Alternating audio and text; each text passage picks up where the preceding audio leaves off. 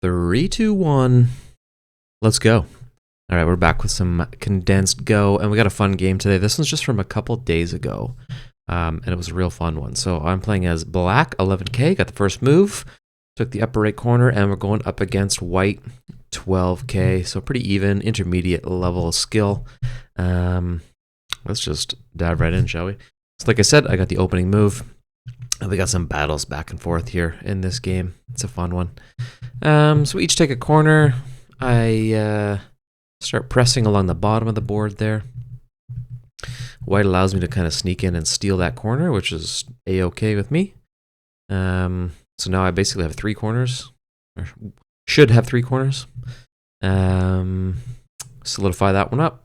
Easy peasy. Threaten to maybe start to push in there. Cuts me off.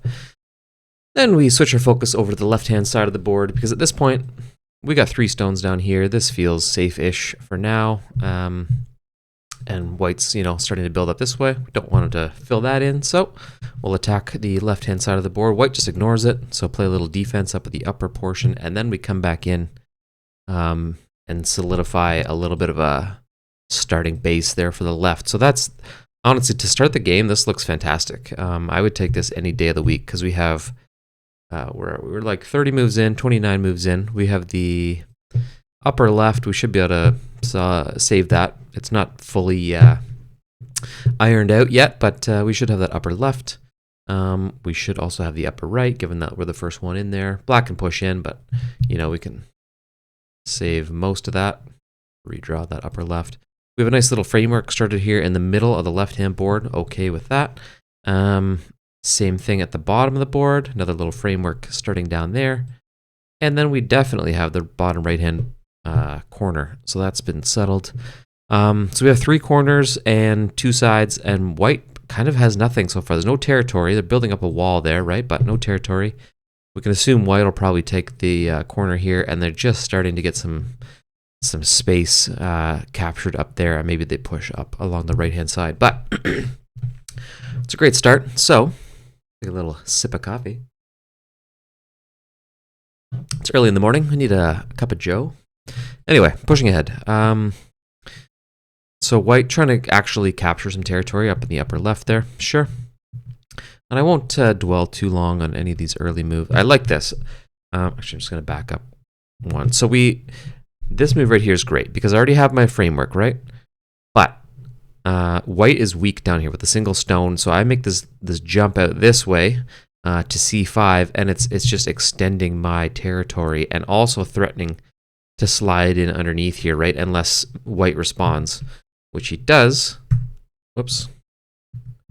Keep losing the camera. Which he does there.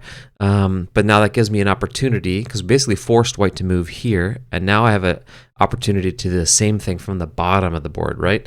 We have a little framework built up, but white is kind of weak still and open, and I can extend to the left. So I love that.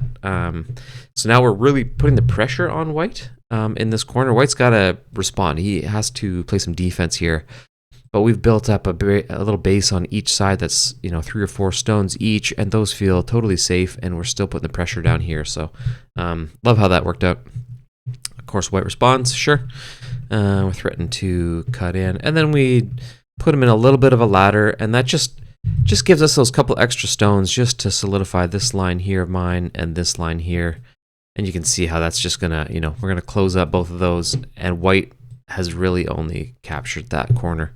But white jumps up to the upper right now, because we can't take this, we could take it all the way across the board, right? It's gonna end up over here somewhere, but we're not gonna kill it, because it's not a true ladder, because there's got lots of eyes on this side of the group. So there's no point in just running that across the board. So we abandon that, and just once we feel safe there with each of those groups.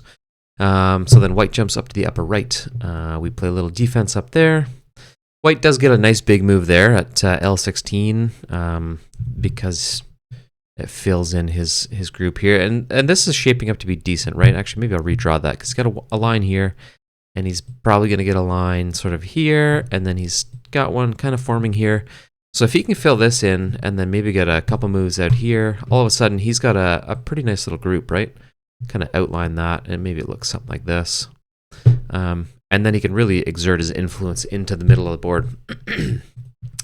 But I'm going to do a similar play on the right-hand side of the board. We have the right-hand corner, and then we jump out, and then we just keep trying to extend that lower and lower and lower. This is maybe one line too far. That it's tough because you have to sort of judge your opponent on moves like this, right? We've jumped out from the line of our group where it is right now. We jumped out 1, 2, 3, 4 lines, which gives white the opportunity. He could jump in here if he wants, or maybe here. There's enough space for him to jump in somewhere in the middle, and then this stone is on an island. But we're kind of assuming, given how this player has played so far, hasn't been super aggressive, maybe a little more on the conservative side. So by playing here, I'm hoping that he doesn't jump in, and instead he wants to play out here, or maybe here, or here, to play off his own group and start to build up that base, and that just gives me that one extra line. It gives me an advantage in here, right? Because I could have played here, and then realistically he's probably not going to jump in there because I'll likely kill him off. But if I play up here, then he's going to play further up. He's going to get that extra line, right? So this is a bit of a judgment call. Like, do you want to try and take that extra line and risk having them jump in? Or do you want to play a little more conservative and allow your opponent to sort of get a little more aggressive and push further, and then maybe you have to jump in? So anyway, it depends how you want to play it. Case-by-case scenario. I went a little far. So that what does white do? I don't remember. White jumps in. See, that's what we don't want. Hey, Chihuahua. Yeah, that's not really... I mean, you can definitely pressure that stone. I don't know how I responded, actually. What do we... So there we go. You're forcing white to respond now. He's probably going to come out this way. And I have 2 stones here, and then I can still jump up down a couple lines, and I start my second little framework down here, because this will probably be fine. And then we're just keeping white, hopefully, on the run. Sure enough, so white's pushing out to the middle of the board. We threatened to cut a couple spots, and just gives us those extra few forcing moves to solidify our defenses while not giving him much. There we go. So that's an important move. So we got the extra play down here. Because this, when he jumps into split and this one stone is off on its own, you want a couple more stones out here, right? So now we have 4 stones. We don't feel hemmed in. Like, there's definitely a threat of getting sealed in here if white can connect these 4 to this group down here, and then we're going to have some trouble getting some eyes in here. But at this point, we have a nice bit of frontage here, and any one of these can push out to the middle of the board, and we can probably get an eye, maybe 2 down here. So I'm not feeling too worried about this now that we have 4. This play right here makes it feel quite a bit safer. And we're also threatening to maybe push in here. So white might respond to that. Nope, white gets aggressive and tries to slide underneath. Which actually, I don't mind that strategy because it's a good way to maybe save these 4 if you can just connect them right up and doesn't have to worry about it. And then he's going to try and steal all that space along the right-hand side of the board. And there we go. So now we've built a bit of framework. I've given up the right-hand side. So sure, you want it, take it. But that's going to give me the out to run to the middle of the board. And I'll get my eyes in here instead to live. So then white shifts their focus down more to the bottom. I threaten to cut. Sure. Threaten to cut. This is a nice forcing move. This play right here gives this group just a bit more volume, a little more of a framework to get some eyes in these spaces in between, because it's a forcing move here, right? White's probably going to have to connect up there because he doesn't want to have these 2 split off. So that's a nice forcing play. Oh, lost the camera again. And there we go. So white does do that. It just gives me that free move. Another sort of forcing move over here. White's probably going to go to S7, I imagine. Sure enough. And there we go. So with a couple forcing moves, just like that. That was a concern, because I maybe could have played here. But there's a potential for white to get me in some trouble there if he...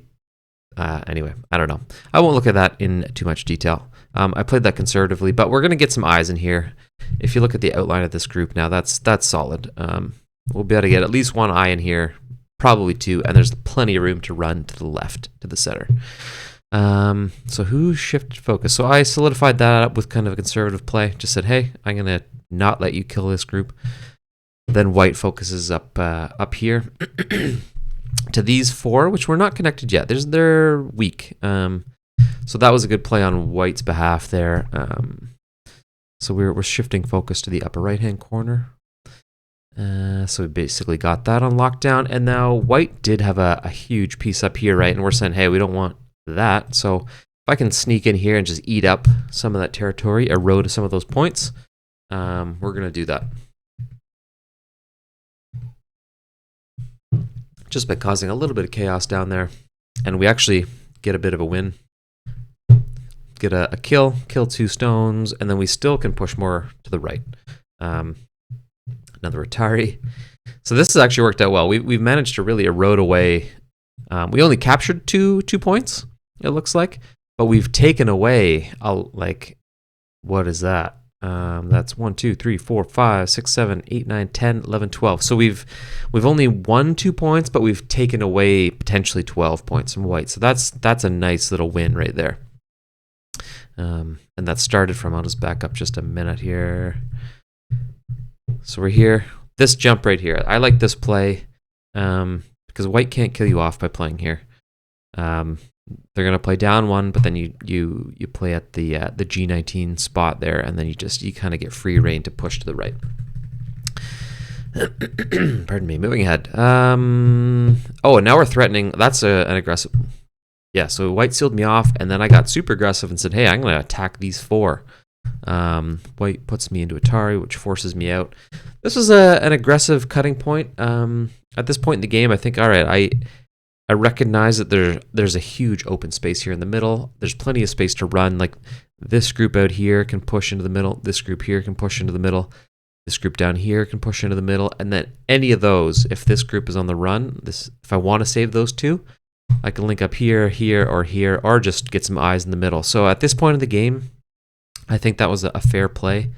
Aggressive, but it's worth sometimes doing that. You push to, especially if you can kill these stones off, and then it becomes a huge win, right? So, and then you can really push into the middle because you're sort of safe at this corner. But white's definitely going to attack those, right? He doesn't want me to do that, obviously. So put him into Atari there, and that's just another, again, forcing move, and it just gives what was 2 stones is now 4, and I've 1, 2, 3, 4 liberties. So it's going to just take him a few moves to kill this off. It just gives you that bit of breathing room when you use those forcing moves. Puts him into Atari, and again, this group, it's not out of the woods. He's got 1, 2, 3 liberties, right? For all those stones. If I can capture that, that's massive. And he's got to run this way to connect to these 2, and then he's got to run it this way. So this group is definitely being threatened. So I'm liking how that's working out. But I have to respond up here, right? Because I had a double Atari potentially. Can't have that. So you have to play defense there. Gives white the chance to sort of, that's a nice play to push out.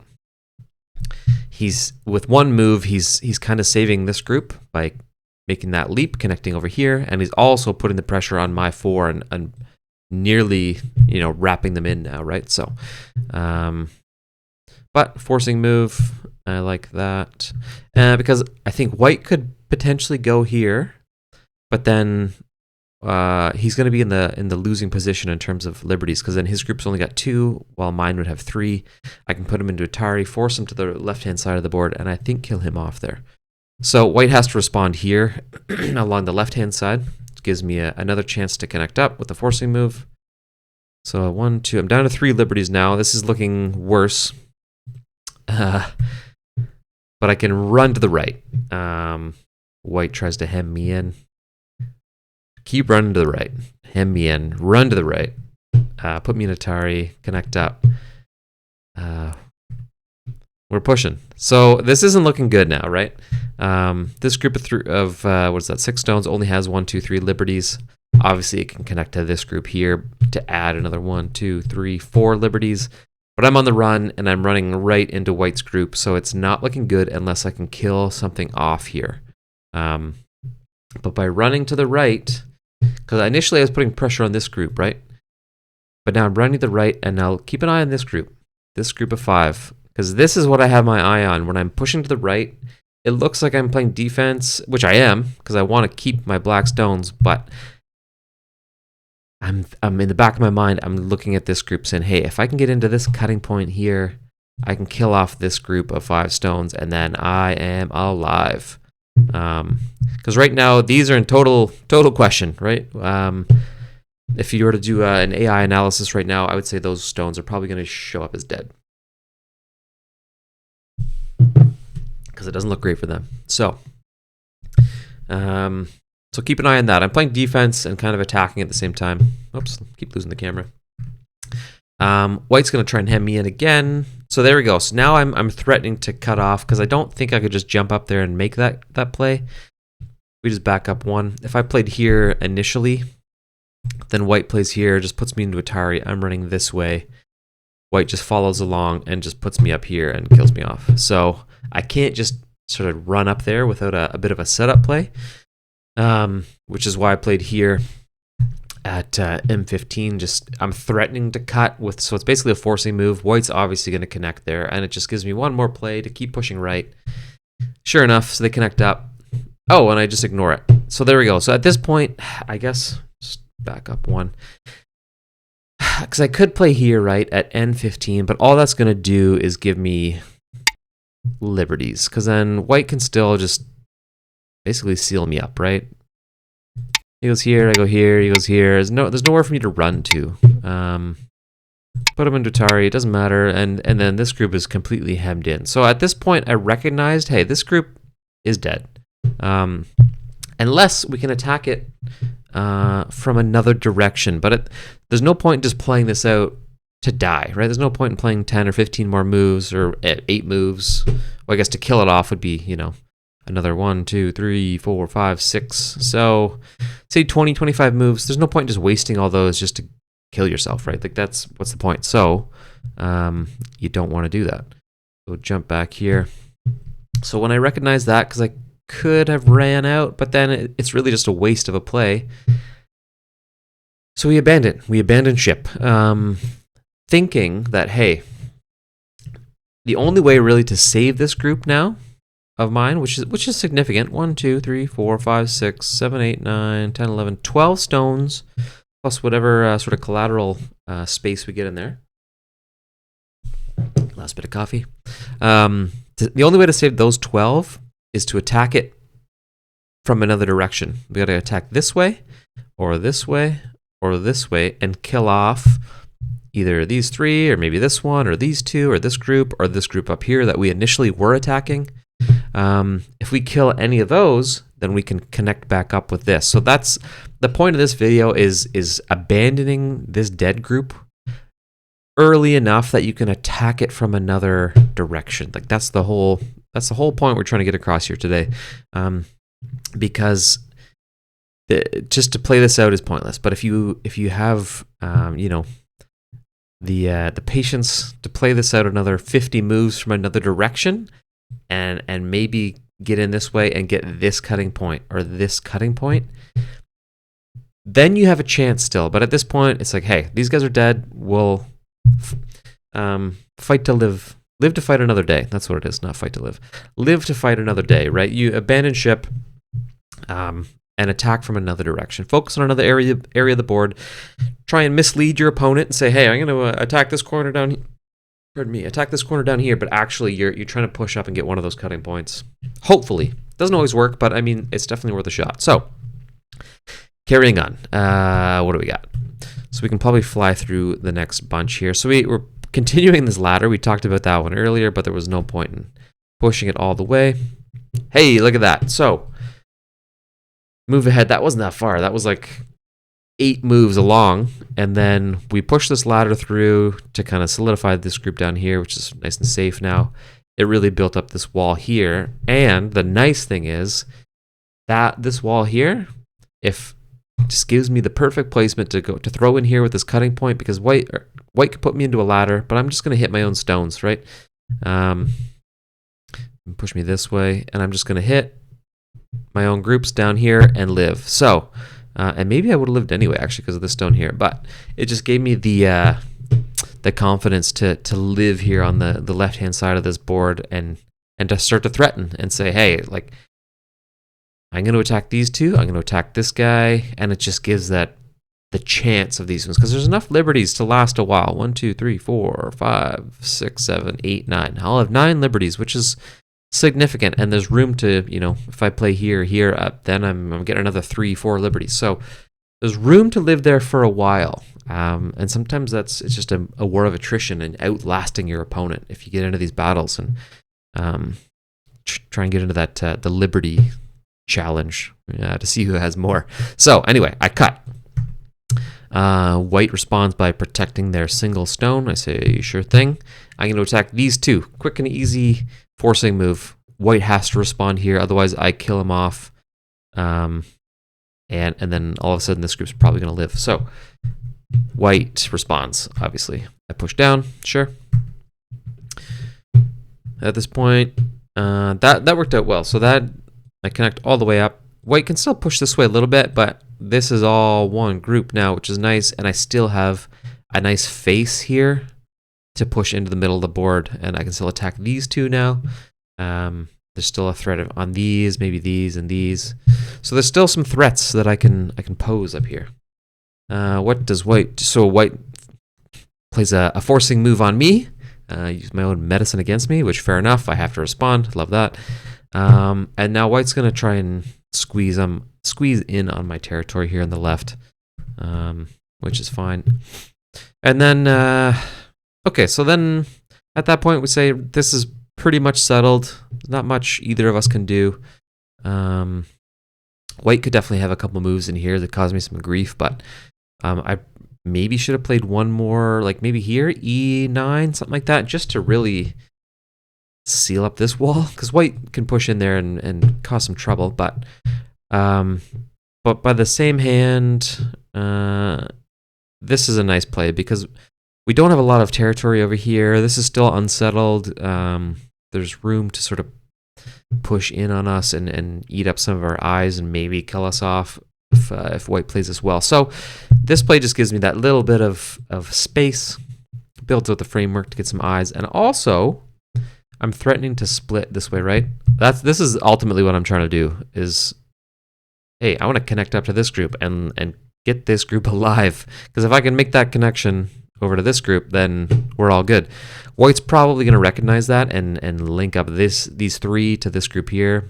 I'm sure he's going to block in here somewhere.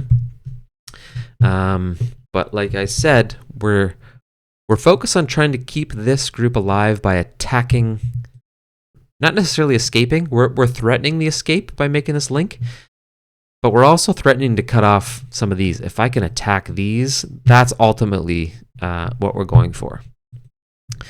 So there we go. Black makes the blocking move, doesn't allow me to cut through. I do threaten, just buys me a little bit more space, doesn't really matter. And then sure enough, then we shift our focus back over here, and I'm saying, hey, maybe I can kill these 2 off. At this point, it's kind of all for naught, because there's no real sneaky plays up here. White's not probably going to fall for any of these. They're pretty obvious attacks. Sure enough, so the white solidifies, right, by making a little bit of a base out here. I have 2 cutting points. If I can sneak one in here and sneak one in here, that is my opportunity to kill these off. But I have to get both, and that's probably not going to happen. So we focus elsewhere. White just ignores that, sure. They push in on the bottom of the board, block them off. White gets aggressive down here. I'm going to get a kill. Yeah, that's fine. Play that out. No big deal. I get a kill here. Kill that one little stone off, sure. Seal up the bottom of the board. Pushing into the middle. White's threatening to cut me off. Or, I don't know, not even really cut, just kind of peep in there, so we block that. This is getting into endgame scenarios. We're 178 moves in. Could be a long video. Thanks for sticking around. It's a fun game, though. This one, a couple kills. And right now, I'd say white probably has the advantage, but this is a close game, right? Like, it comes down to this group down here. I think white is winning because he's got all these kills in the middle. But I've eked out some territory here and there, got a couple kills of my own, just small ones, nothing crazy, but a few wins here and there. So it's not like it's a runaway game. It's worth playing this out. End game, we're just sealing up the corners here. This, finally, I played that E9 position just to seal white off there. Ooh, yeah, I think white actually ended up killing me in this bottom corner. Yeah, for most of the game. So we're like 200 moves in, and I assumed that this was safe down here, right? But then white had a nice throw in, and this play down here, I got to remember this one. This is a R1. So this is if your opponent ever plays this on you, you can jump in like that and extend this group in, right?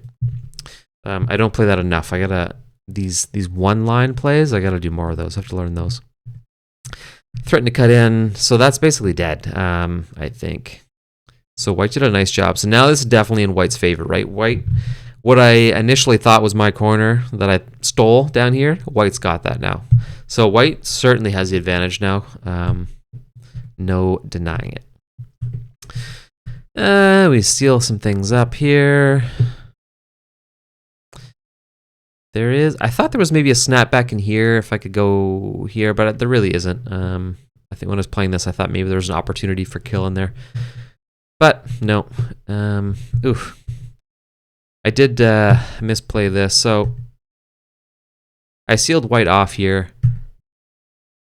White connected up, and I ignored it. And there's a double Atari here. This was just a blunder on my part. So these three and this stone, they need some protection, right? If white plays there, I'm in a double Atari, and sure enough, that's exactly what white decided to do. Ooh, and I didn't want to lose this stone, so I actually chose to lose the larger group, because, so he took that, because I didn't want to lose this connection over here, because I wasn't sure if I played this out. I think if white took that stone, there was a chance that he could kill off quite a bit more, I think, so I gave him the bigger kill just for sort of the safety factor. And I ended up losing a couple up there. So then all of a sudden now white is in control of this game. Took this corner down here, got a couple kills over here on the left-hand side, and then obviously my big group up here.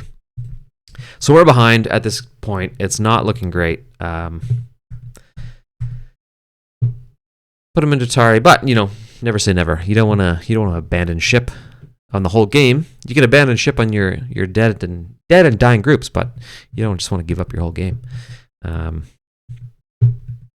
Play it out, and we'll see what happened here. So, very end game type stuff. Threatening to a last ditch effort. Maybe I can kill this stone and connect this group up. I doubt white lets that happen. Sure enough. So we're just playing end game stuff. And sometimes this is cheeky, right? When you're in these situations, because you're just kind of hoping for a mistake. Like down here, when white took that kill and ended up getting that 3 stone and then a couple stones along the board, that was just a mistake on my part. And sometimes that's why you play these games out. Sometimes if there's enough battles and things going on, enough weak points, sometimes you just lose track of what's in trouble and what's not. Like, and sometimes that's all you need is one mistake, right? So puts me into Atari, sure, whatever. And just keep an eye. So then white splits me there, and this is kind of unnecessary. White's just trying to, I don't know what white's trying to do, but he made a huge mistake, right? G14, there was no real need to play that, and because he put himself into a snapback, right? He's got 2 liberties, he's pretty much surrounded.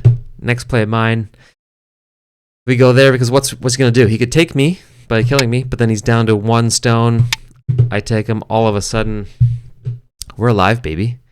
What was dead for most of the game, that dead group that we abandoned, those like 12 stones, he put himself into a snapback situation for nothing. Just that end game mistake that you don't want to make. He's just linking up his groups, trying to kill me off here and there, and just you lose the forest, or lose the trees for the forest, or you can't see the forest for the trees. I don't know. There's a lot of trees and a lot of forest, and you just lose track of what's going on. You lose a bit of focus, right? Back up. So puts himself into a snapback. I jump in. We play this out a little bit further, but I won those stones back, right? And now the great thing is, not only did I salvage these stones, which were dead for like 3/4 of the game, because now they're connected up, right?